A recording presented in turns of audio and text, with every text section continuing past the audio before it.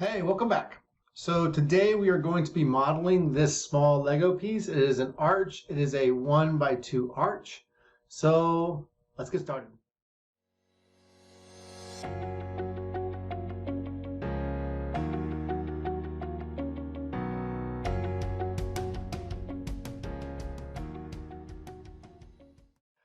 Also today I'm going to show you how to use measured drawings. So I've created these measured drawings for the arch. And I'm going to show you how to use these to create your own model from these numbers. What this allows you to do is instead of having to watch every long video, you can start with the drawing and try and model as much as you can figure out on your own, and then use the videos just to kind of fill in the gaps. Or you're more than welcome to always start with the video and just follow along as you go. But as you go, you might find this makes your life faster and easier to start with a drawing. I'll start providing you these drawings for most of the models we do in the future. Okay, so first thing first, let's save our file so we don't lose it later. I'm going to click here, File, Save, and I'm going to call this Lego 1x2 Arch. And I'm going to make sure it's in my Lego Bricks project. If not, I'm going to click here, click Lego Bricks, Save. Awesome, so now we're ready to rock and roll. First things first, we're going to create our first sketch. And if I look at this, the easiest thing to sketch to get a good shape is going to be this face right here, because I can actually sketch this circle in and then extrude up and extrude this all. If I were to start here, this just looks like a rectangle. I wouldn't be able to sketch in this slope that comes towards me right here. So I'm going to start on the side where I can see the most slope as I can, and I'm going to start sketching that. Now to know how big we're going, you can measure it. I already did. It's right here. So you can see its slope starts out. Let me zoom in a little bit. The slope starts out right, hang on, there we go. Right here's where the slope starts, and this is 18 millimeters up and 15.9 millimeters wide. So actually, before we get started, let's talk about a few things about this drawing. This central drawing is called the parent view. It's the main drawing of the piece. It's the front view of it. Anything that's up here are all bottom views. I don't know why they put the bottom view on top, but that's the way it works. And then here is the left side and the right side of the piece. And you can see this, like there's this line here is where the arch goes around, right? And you can see that that line is at 18 millimeters. And then down here at the bottom are all the top views. So again, the views above the parent, the middle parent one, are all bottom views. The ones up here are all top views. You can see the little nub here on top right here. Now this sketch isn't solid and it's transparent. So all these dashed lines that we're looking at here, I'll zoom in so we can see them. These are all the features that are down below that we can't see that are covered up. So you look at the bottom of the Lego brick, there's going to be this little V. That's the little V that's underneath the Lego that we couldn't see from this view. So dash lines are out. Also, this long, like long dash, short dash, long dash line is a center line. So that's the exact center of the piece. So you can see that these two lines here are right centered in the Lego piece. So that'll help us do our modeling as well. There's another center line up here somewhere. Oh, maybe I lied. Maybe I didn't do another center line. Never mind. The next thing I want to show you is, so these numbers are all over the place. So you just got to kind of look around for what you're looking for and see if you can find the value you need as you go around. The other thing I did is right here on A, I wanted to show this curve right here, how much radius there was in it. So I chose to do when you see a circle like this with an A or a B or a letter, it's a blow up of it. So right here, this is 4 times bigger than that. And you can see I was able to mark that this radius right here is a 0.1 millimeter radius. So that's what that A means. It means that there's a blow up somewhere in this one right here, A, and it's a 4-to-1 blow up. So it's 4 times bigger than the drawing there was. So it's just a way to highlight things. And then what else? Oh, there's my other center line right there. Do you see it? This little line going through there's a center line. Yeah. So numbers marked with a circle with a bar through them, that means that that number is a diameter. So the diameter of this circle is 1 millimeter, and all the measurements are from the tip of the arrow to the tip of the other arrow. So from here to here, so from the bottom of the triangle to the top of the triangle straight up is 0.8 millimeters. So you can model that in. You can notice the 2 goes from the center line out here, that's where that one's centered. Now you might ask, well, where is this one? If this one was different than the 2, it would be marked as a different number. So don't be confused that it's not, there's consistency. So when things look like they're balanced or look like they're the same, they are the same unless they're otherwise specified. And then from here to the, notice this doesn't go to the top of the triangle, it goes to the middle of this circle. So from the circle to the wall is 2.3. That's the same on the other side because it's not marked as being different. And then our 2 wall thicknesses are 1.6. We could have not shown both of them because once you show one, if the other one's the same, you don't have to show it. But I thought I'd be redundant there. All right.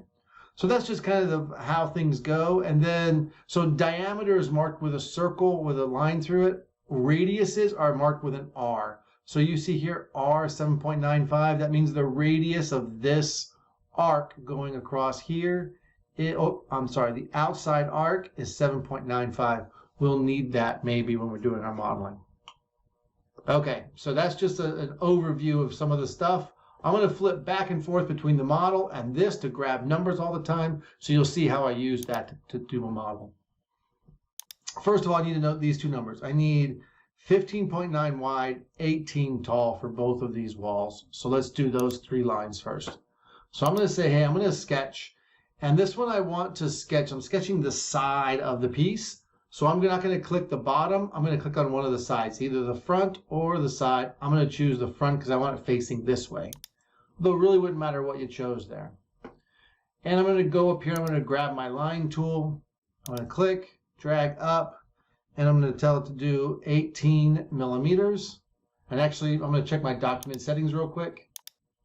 And my units are millimeters. If they weren't millimeters, I'd click here and I would change them to millimeters. I actually set mine to default so that as I'm doing all these small pieces, they'll always be millimeters. Okay, so I'm going to do that over again. And I'm going to say, yep, I wanted 18. Enter. I'm going to do my next line. Actually, I'm going to move this out to that way because I'm going to go this direction. And this time, I'm going to make this, whoops. I just accidentally clicked, so I'm going to Control Z to undo something. So if you do something you want to undo, Control Z will undo one step at a time backwards. So I'm going to go here. I'm going to say what I want this to be is 15.9. And it does it. I'm going to grab my next one. And I'm going to go up here and say I want 18. I'm going to grab this and pull it out of the way. Now, to get an arch, so actually I'm going to zoom in first so we can see it a little bit better. To get an arch here, it's really easy. I've got a couple options. I could draw a construction line across here, and then from the center point of that construction line, I could draw a circle until it touched on both sides. But instead of doing this, watch what I do. If I just grab the line tool, notice how the line tool has this circle thing on it. If you just grab and hold the button down, so don't click and then move, hold the button down, it'll start drawing an arc for you that is smoothly in and smoothly out. It's a pretty cool little feature right there. And we have our first drawing. So now we have our outside of our arch done. We just need to do an offset, but I need to know how thick this wall is. So let's look back over here and see if we can find some wall thickness somewhere. Maybe I didn't include it.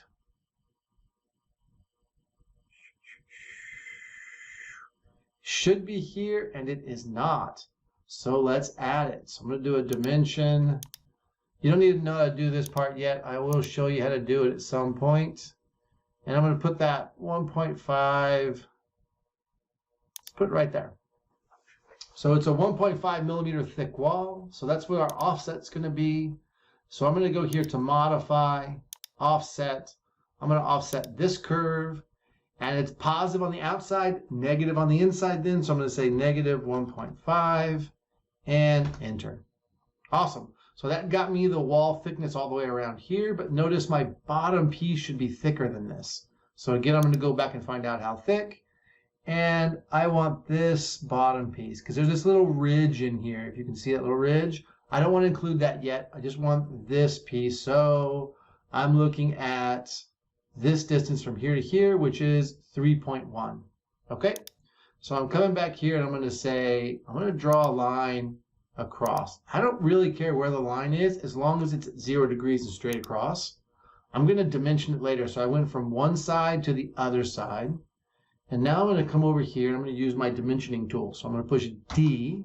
And remember that tells me I can go here to here. And I'm going to tell it, oh, I don't want 5. I want 3.1. Enter. It moves it down to 3.1. That's where that piece should be. You can tell at the bottom it's not very tall or thick compared to the whole height. Now I don't need this extra pieces down here of this line. So here's a cool thing I can do to get rid of those, to clean up my drawing. I can go here to modify and trim tool, or notice a T would do it as well.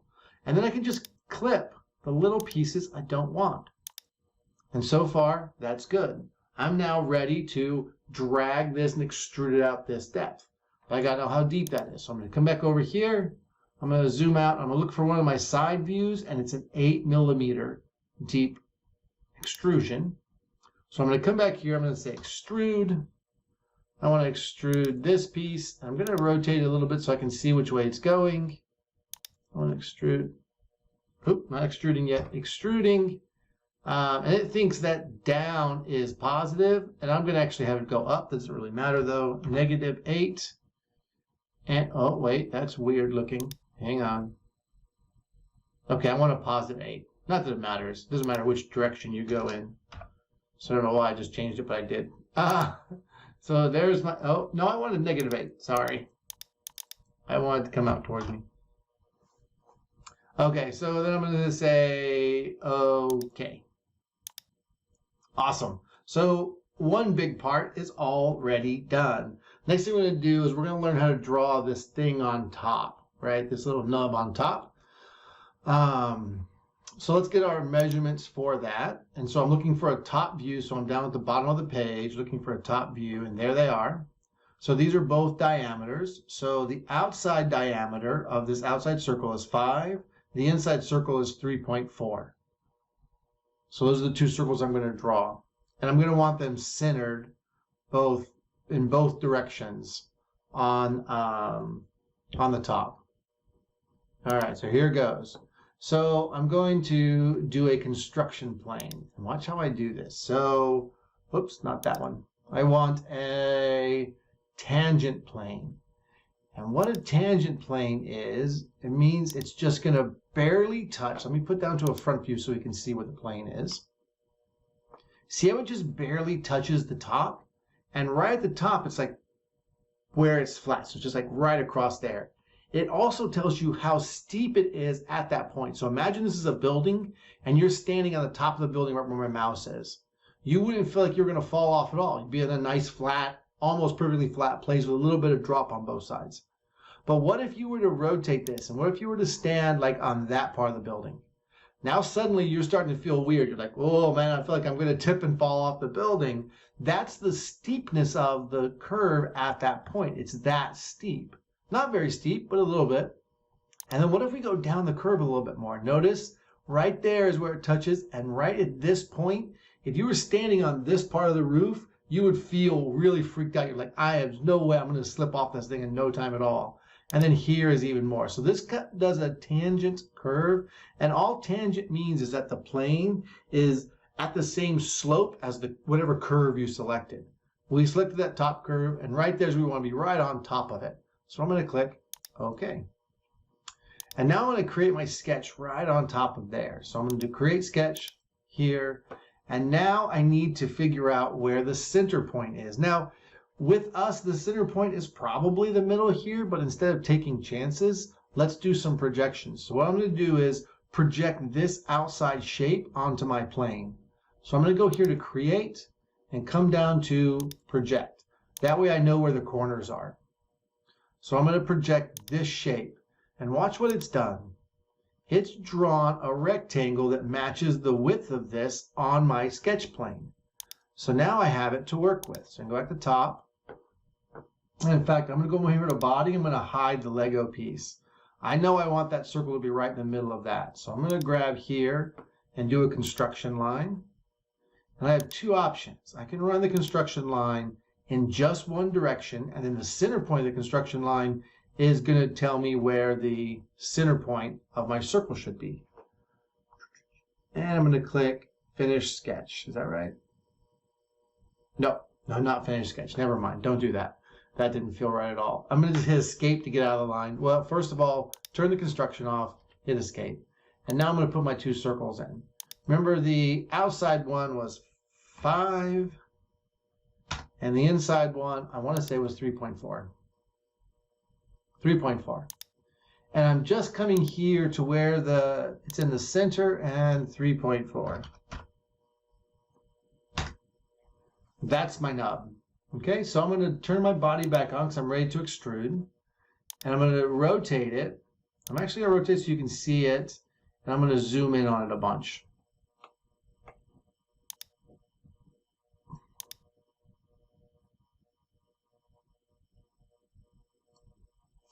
Notice when I extrude, so I'm going to hit extrude. I'm going to say I want to extrude this piece right here. When I extrude up, notice it does not actually touch the arch down here.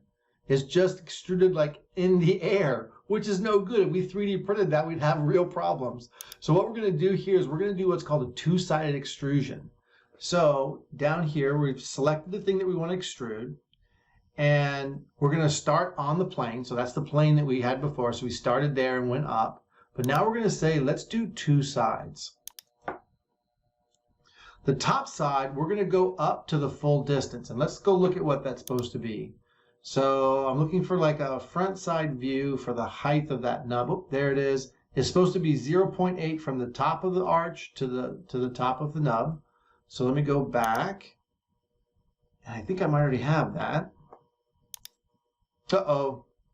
So here's what happened. When I left to go look at the drawing, it ended my extrusion and left it there. So what I want to do is come back down here to the history menu. And I can right click on my last extrusion and I can click edit feature. That will bring my window back. So if you ever lose that, you can do it that way. Okay, so 0.8, I got lucky. It was right in there, just nice and well done. And now on the side 2, here's what I want to do. I'm not going to tell it how far to go because notice how it's like a different distance all the way through there. I'm just going to say to go to the object. It's going to ask me what object you want to extrude to, and I'm going to click on the surface right there. And notice it just extruded down to it. And I'm going to click OK. And now I have it totally merged on there. So I did a two-sided extrusion. One of them was a certain distance up, and the other one was to the object, so it filled in all the weird spaces. And on the inside, I still have a little curve in here as well. So everybody is happy. All right, so that's the nub. Oh, let's do one last thing. We know we got to put a 0.1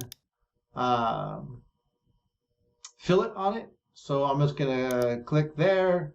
Modify, and where's fillet? There it is, fillet.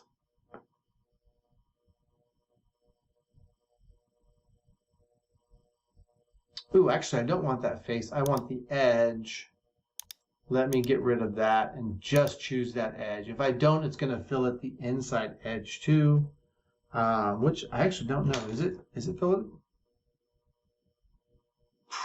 Let's say it is. Who knows? So I'm going to do a 0.1 here, just a tiny bit of round over. Click enter. All right, that one's done.